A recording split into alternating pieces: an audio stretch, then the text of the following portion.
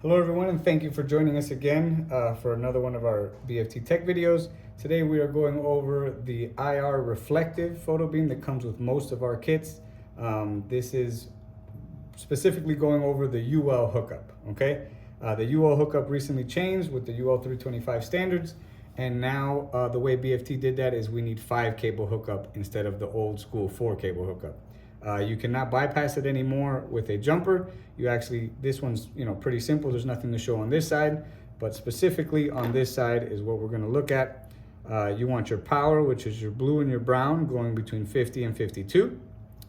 Your white is your common, and if you look there, your white's going to 70. Your black is your normally closed, right? And your normally closed is going to 72. And of course, there's no brown jumper in there anymore because we removed it. And your gray, which is your normally open, is going to 73.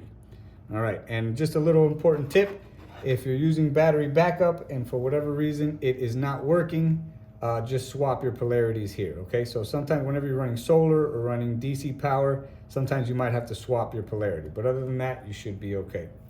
And now let's check if we got it right. Oh, I moved it, my apologies. And we're good to go. It's as simple as that. IR reflective UL hookup.